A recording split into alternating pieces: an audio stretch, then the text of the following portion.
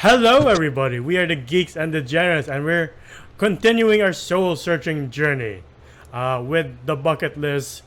With me, as always, is John, and this movie is directed by Rob Reiner, who did The Princess Bride and stars Morgan Freeman and Jack Nicholson. And you said when we first arranged this lineup that you didn't want anything too sad, but unfortunately, sometimes when you're soul-searching, pain is involved. That is true. Yeah, like, you gotta have a little bit of dark to have that, Yeah. But, yeah, everybody has to go through it sometimes, and, again, with the theme of what we're doing, we're making sure y'all ain't alone. Yeah. So we're here with you. Yeah.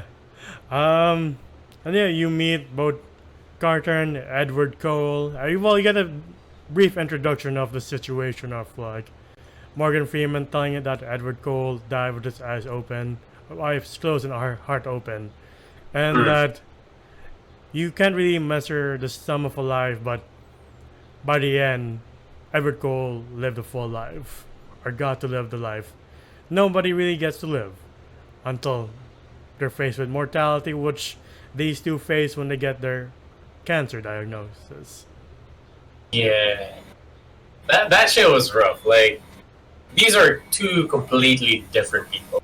Edward Cole is a very rich entrepreneur, made billions when he was the age of 16. Yeah. Well, of course, he started from 16 and then made his billions through there. And Carter, what was his full name? I forgot, but he wanted to be a history teacher, professor. Never got to finish his degree because he had kids on the way, and decided to become a mechanic to support his family. And his family is also successful in their own way. Like, the kids are all accomplished people, but he just had to sacrifice stuff. Yeah, he sacrificed what he really wanted to be. But he was a damn good mechanic. You saw that house. I was like, damn. Yeah. On a mechanic's salary? Damn. Okay. Yeah. Unlike at first, you think these two might still be on the path of, like, oh, we're gonna start off with these two not liking each other, which they kind of do, but, like, eventually they get to become friends eventually, because they're all facing their own mortality, and they're like, well, this situation sucks. Wanna play cards?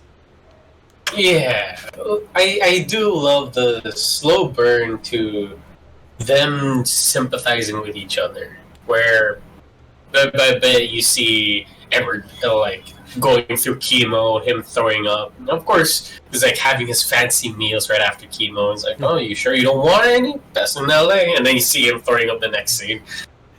And of course, there's some comedic relief here and there, but you see that they're both going through it. You see them having cold sweats at night.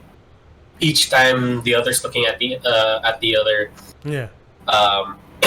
And I don't know, like, they formed this kind of bromance that I really, got sold on.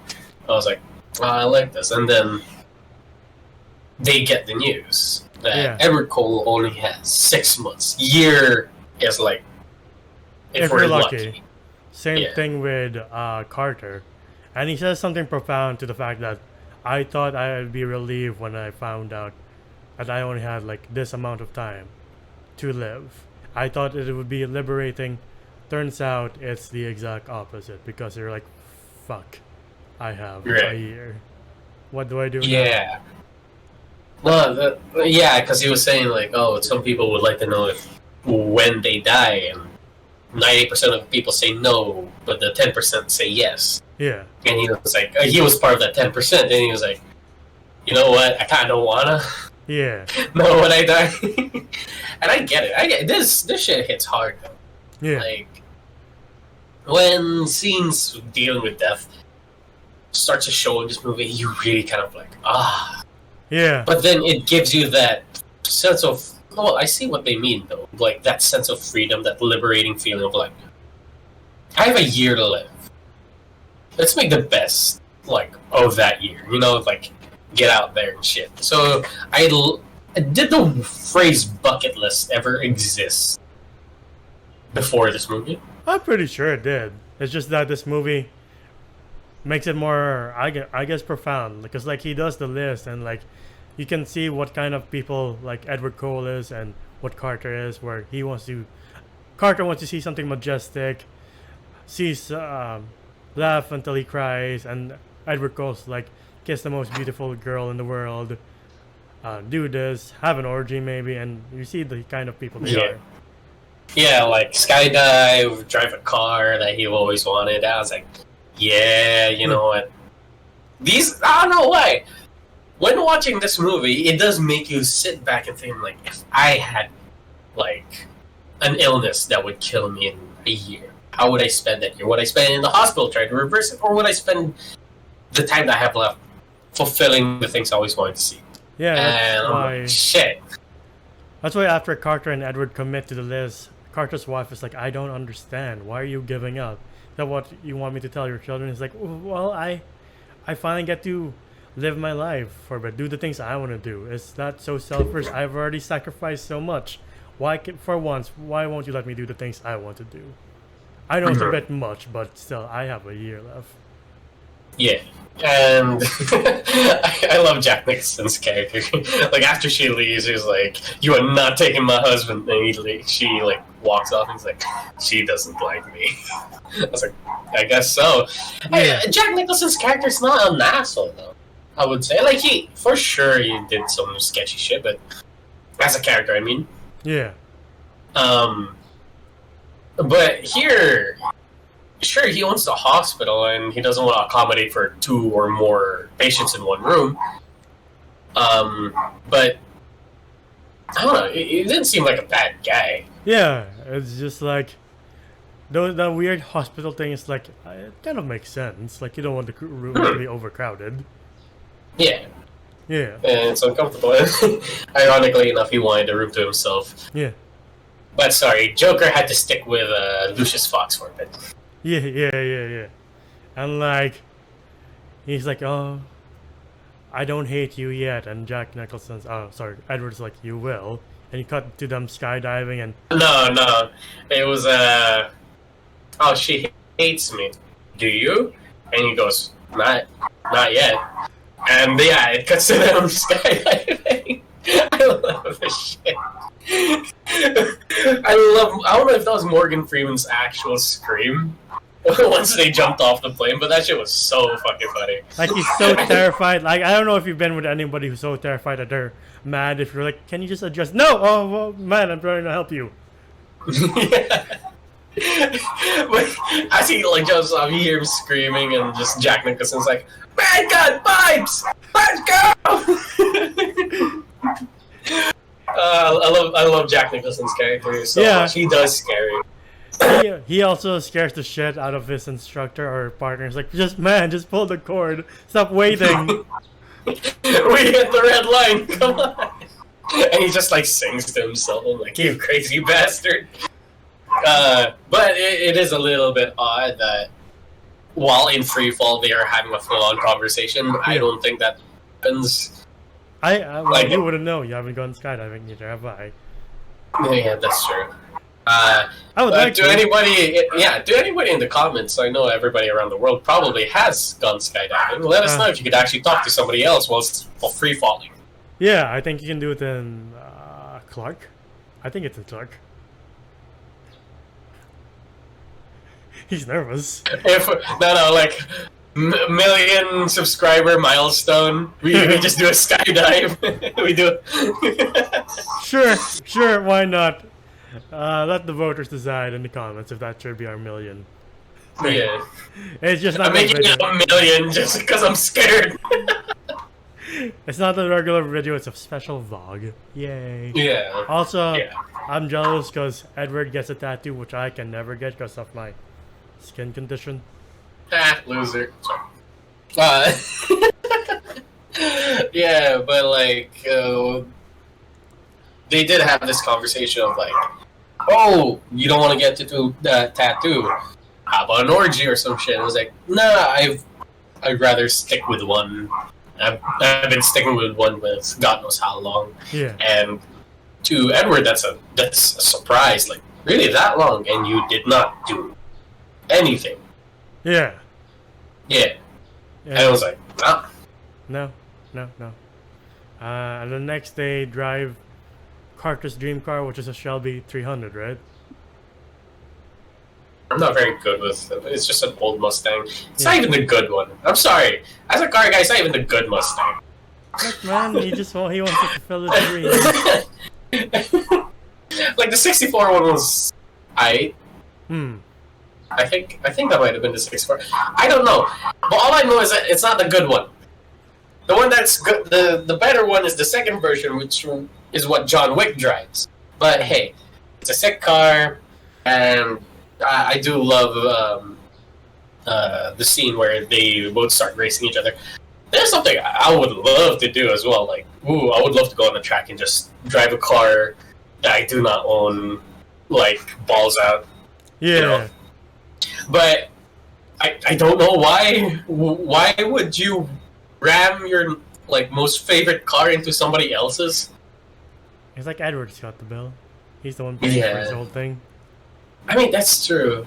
I guess if you got stupid fuck you money. Yeah.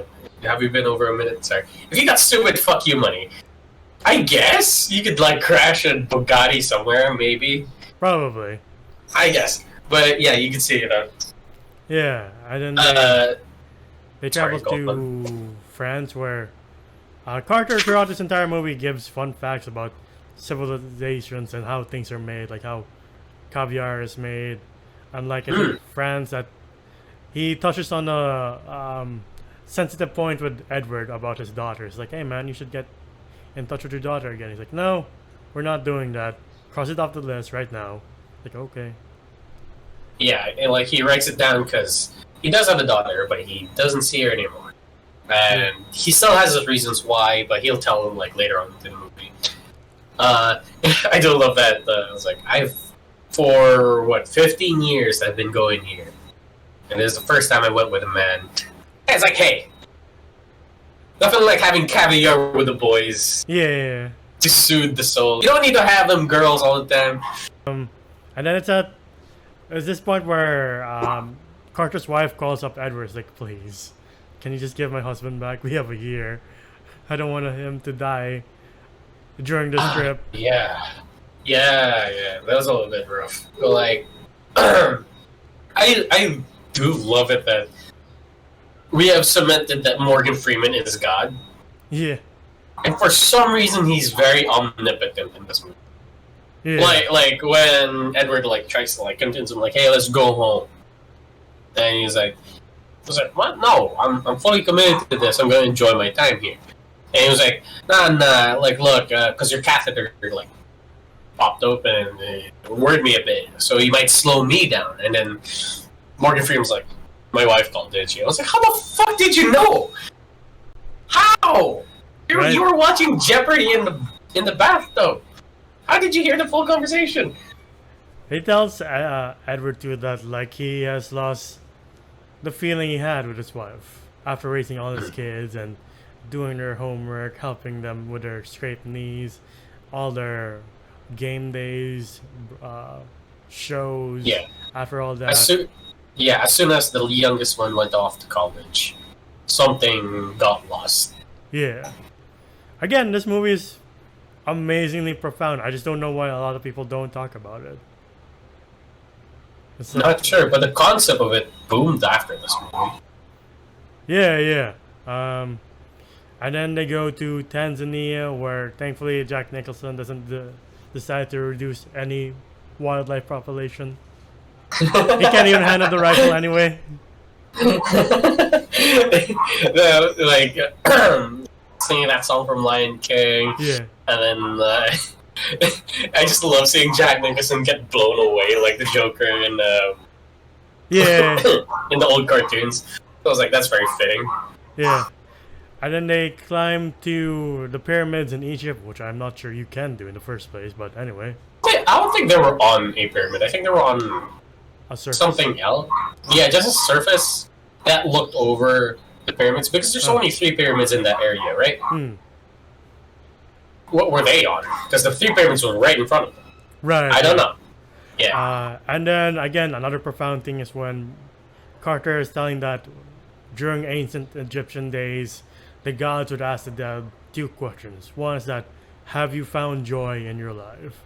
Two, has your life brought joy to others? And that's when we get Edward's story of him and his daughter and why they fell apart, is that she married this guy that he wasn't too sure of, and then when he hit her, he wanted to kill her at first, and then the second time it happened, she didn't go to him, but he knew what had happened, so he sent men to take care of business. They didn't kill him, but like his daughter got mad at him and they parted ways. And he's like, if I am denied entrance into the afterlife for looking out for my daughter, then I guess that's that. And yeah, I love the commitment with when it came to this character, where it was like, I'll do it all over again if I have to. Yeah. I was like, nice. Yeah. Nice. Yeah, same here. If it was my daughter, fuck that guy. Yeah, it's like, I'd rather keep you alive than with the knowledge of what's happening to you, and me being like, I am not going to do anything. It's like, Yeah, and what do you do as a father? Like, obviously, you're going to protect your daughter. exactly. So I say he did right in that one. Like, sure, he used like money to do something horrible instead of getting the guy arrested, but I feel like if he was arrested, he'll just go out and do it again once he's free. You know? that's true. I'm not justifying. Batman style. Yeah, not justifying violence, but like in this case, it's like if he never comes back, then that's fine. I guess so. Yeah. We're not condoning. Fuck! I can't say the word. Condoning violence. Yeah, we're not doing that. Yeah. He also tells the story when they go to India about the Taj Mahal, that the emperor made this for his wife, and like it might have been pre-arranged, but they did fall in love eventually. That's why he made the entire thing out of white marble. And then Jack Nicholson's just like, I never knew it could exist this way. Yeah. And what was it like? 22,000 volunteers helped make that. I was like, and he just goes like, nah, they weren't volunteers. Yeah. No, Like, it's gonna be that like, makes sense. I will lift this heavy white marble slab voluntarily. Yes, Emperor. For a dead person, Yes. I was like, nah. No.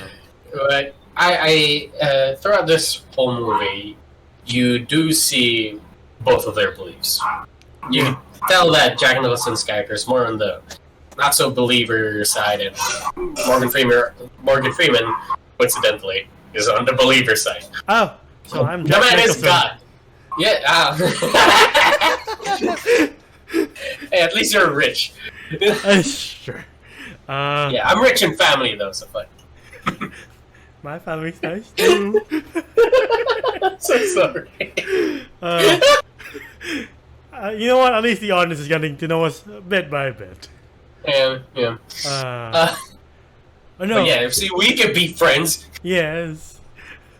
But yeah, they also motorcycle across the Great Wall, which I didn't know you could do. Don't know if you can still do. Without helmets? If you have well, it's fine. Like, I guess if you have stupid fuck you money again, like, Yeah. you could do anything. Yeah, you could just play the government like, hey, I just want to ride a motorcycle across the wall of China. And they make their way to Tibet, they make their way up the mountain, and they make it to, I guess, a base camp underneath Everest. And they see that, hey, I can't make it. Now, like, we can't make it because we're not going to be able to see anything. We're going to freeze to death. Yeah. Worst time of the year. Yeah. It's like, well, we can't do it right now. I guess we have to go home. It's like, Carter's like, excuse me? Is this your excuse to bring me home right now? Is this why? You're like, oh no, the mountain. Like, no, let's do other things. I'm still alive. And Edward's like, alright. And then they go to Hong Kong, where Carter meets this woman who starts flirting with him, and you're like, oh. Oh shit, she's smart. Yeah. No, because it's like the whole time you see that Carter is very smart. This man is an encyclopedia as a person. But like, he meets this girl. Of course, there was a bit of hesitation. Of course, he wanted to. Yeah. But of course, but the man stuck to his guns like, I'm married. Well, he doesn't say I'm married, but he like hesitantly says, Yeah. yeah. And the girl got the point. And she was like, she's a very lucky woman. Like, damn. Yeah. Alright. But he knows that, again, being omnipotent, he knows that Edward was the one who sent her. And you're like, but how? How do you know? I don't know either. Like, I never put the two and two together, right? Yeah. Like, how the fuck? Morgan Freeman's too smart for his own good. Yeah. And then Jack Nicholson just like, yeah, dude, really? When?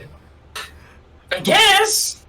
Sure. But yeah. So, but that's the cue that made Morgan Freeman Carter want to go home. Yeah. He saw that. Yes, I could have had this woman, but I have an amazing woman back home. I would like to spend my last few moments with her. Yeah. And I was like, yeah, that's nice. Before that, Carter tells the driver to bring them to Edward's daughter's house, Emily's house, and he's like, what the fuck are we doing here? It's like, do you expect me to knock on the door and be like, hi, it's been a long time. By the way, I'm dying. Can we please get together? No, that's not how it works. You really think this trip meant something to me? It meant nothing. You're like, oh man, we have 20 minutes left. Don't say that. He goes like, even the president asked for my advice. I've dined with royals. You think this meant anything to me? Yeah. I was like, here we go. The fallout. But again, we have 20 minutes. How are they going to wrap this up? Yeah. But yeah, they go their separate ways, and leaving his assistant, who also kind of formulated the plan, Yeah. with Carter. And Carter goes home, goes back to his wife, has dinner with his family, and something came back. But Edward's just by his lonesome. Sorry. Even everything that brought him joy doesn't bring him joy. Even the two ladies are like, are you okay? Like, is he crying? Usually he's fun. I'm like, man, leave him alone. Man can cry. And then I thought when Carter and his wife were going to have some sexy time that he was going to be like, Edward set me up with a nice lady. I'm sorry. Nah. From the excitement, man had like... Yeah. No, yeah, so I do love it that the wife did say her husband left as a stranger, came back as her husband. Yeah. You know, like, I love that shit. And like, yeah, that is what Morgan Freeman did. And yeah, they're gonna have the sexy time finally in years. Oh my god, libido just plummeted, I guess, you know, once you hit senior citizenship. Yeah. But as she was getting ready, Carter's on the floor. Yeah. Man doesn't have a lot of time no more. Yeah. And I love it that Jack Nicholson's character, Edwards, is just having a meeting, kind of like, I'm in a meeting, I could be doing something better. Here's the news that Carter is in the hospital. Man went rushing like a worried boyfriend. Yeah. I love that shit. I ship them. And Carter has one more thing to cross off his list, which is to laugh until he cries, and that's when he tells that, hey Edward, the fancy coffee you've been drinking and love so much is from cat shit. Joke's on you.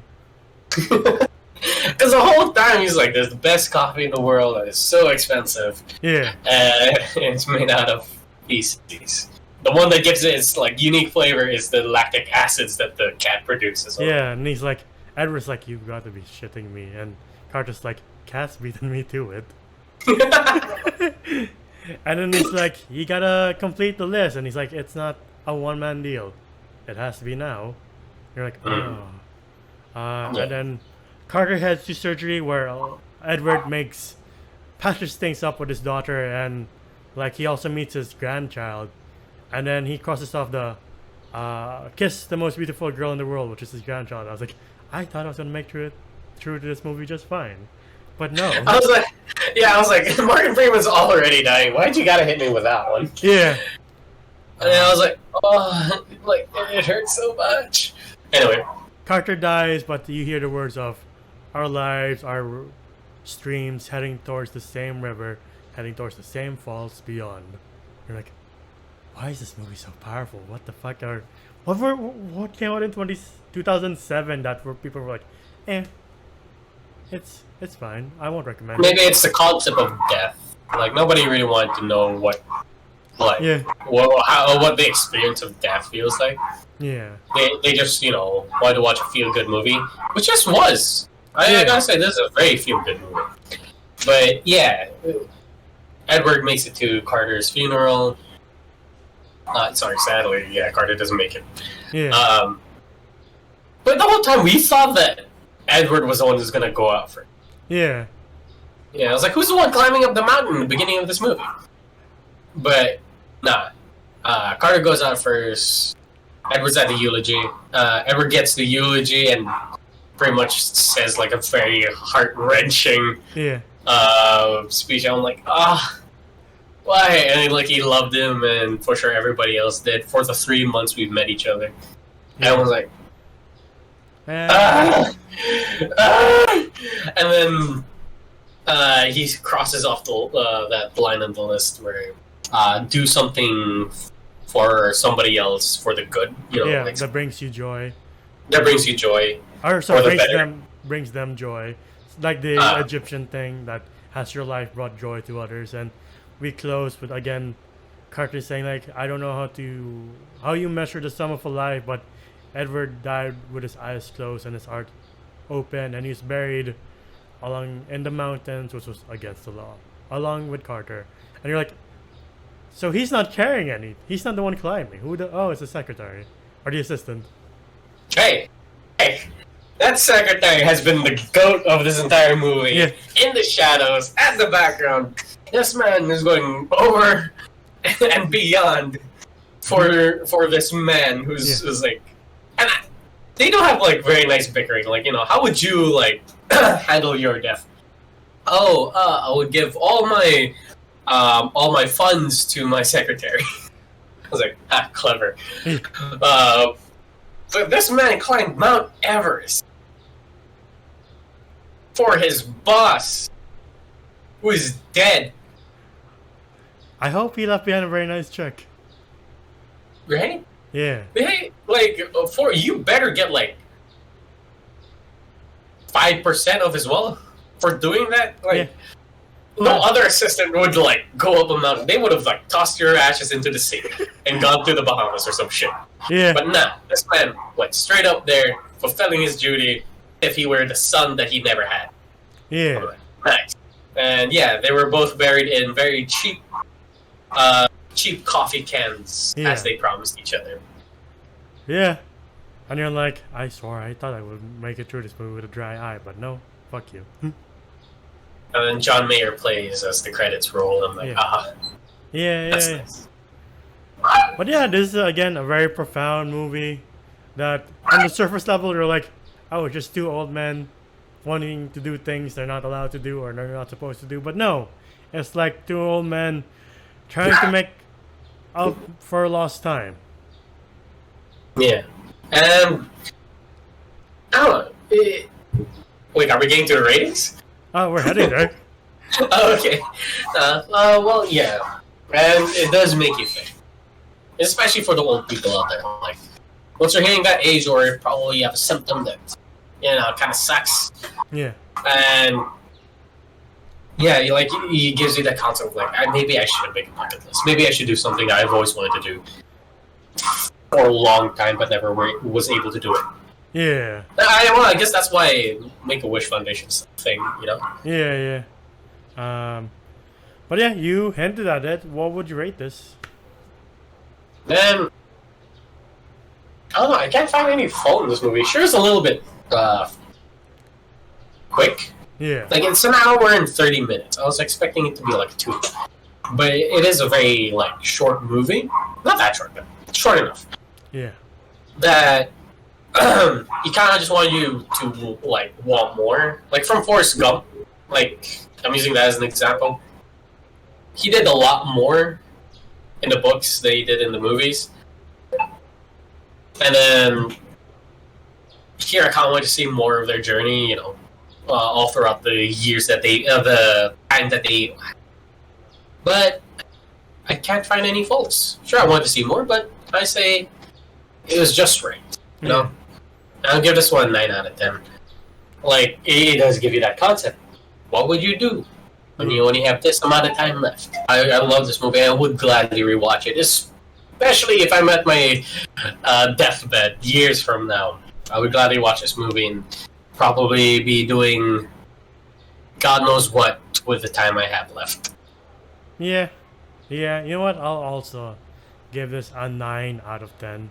I did have a really great time rewatching this, and I really like the characters and the themes and the profoundness of this movie. Like, I'm gonna show it to some people and see what they think, because this movie deserves to be watched more. And even if it deals with death, like, death in a way, for me at least, gives life meaning, because you don't know how much time you have left, and you're like, well, I might as well do the most with what time I have left, or how much time I have left is literally not important, but what I do with it is more important.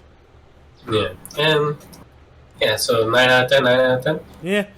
So, what outrageous thing is on your bucket list that you would like to complete? I was about to ask you the same thing. Ah, wow. Shit. What, like top 3 or top 5? Just anything, like anything that comes to the top of your head. On the top of my head. For my bucket list, visit Japan. That was one of my lists. Be in an F1 car. I do not want to drive one. Just be in it. You know those two-seated like F1 cars where you just see that person just can't hold his head because the G-force is too strong. I want to be that guy. Yeah. So yeah, that's on my list. Going to space. I know we're getting there. Like probably in my 60s, I'll be space might be commercialized. Yeah. Just like go over orbit, then like land in like somewhere else. Yeah. I feel like that'll be cool. Like that'll be enough for me as space travel. I would love to go into space.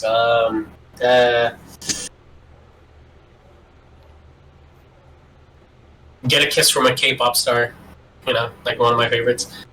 Bucket list, but this is more fantasy than reality. For sure, no amount of money can make me get a K-pop idol to kiss me on the cheek. Unless I'm very nice. I don't know. Hi.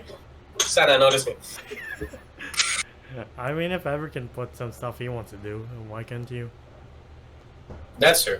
I would like to go case driving with great white sharks. So, yeah, it looks fun. I know it's terrifying, but like, if it's not terrifying, is it really worth doing? I would also... You know what? I'll do that with you. Yeah. I'll be in the same cage. Yeah. But if we get fucked, I'm blaming you. I would also like to take a safari, because it's like, you know what? With pollution and the way nature is going, like, I would like to see some things before they go poof. I would also like to see the wonders of the world. Like, I would like to see the Eiffel Tower. I would like to see the pyramids, like, with my own eyes, not just an Assassin's Creed where I was like, I can pretend. I can pretend. I would like to visit some spots in America, North America, even though it sounds crazy. I was like, I just want to see the nice nature things. Yeah, I get you. Like Grand Canyon, Niagara Falls, that weird mountain thing that has like scratches on the side. Yeah, and I think the impossibility one is like maybe make it to Camp 2 of Mount Everest, because I'm like, you know what, I'm good here. I would love to put Mount Everest on my list, but I feel like I'll die on the way up because I have asthma and I'm not gonna make it. When I'm supposed to conserve oxygen, I ain't making it. Yeah, that's why, for me at least, I was like, you know what, Camp 2 is all I'll ever achieve, and I'm fine with that. Same here. Like as long as we are like able to say like, hey, we went to Everest. Yeah. Yeah. Did you go to the top? Like, no, we don't want to die yet. Maybe that's for like some other person with bigger dreams than ours. But yeah. Yeah, or some secretary who has a mission to do. Anyway. Apparently. But yeah, that's been our video on the bucket list. What's on your bucket list, audience? Please comment down below. I'm sure we'll find things that are interesting. But yeah, you can find us at TikTok and Spotify. TikTok to see our best and funniest moments, and Spotify to hear us on the go. Individually, you can find me at Gandalfus995 on Twitter. How about you? Oh, you can find me at JomGOM_ on Instagram. It is my art account. And we have one more soul-searching movie to do, which involves the Hulk and Kate Bishop. So if you can guess what that is, good luck. But for now, we'll see ya. Bye, everybody. Ciao.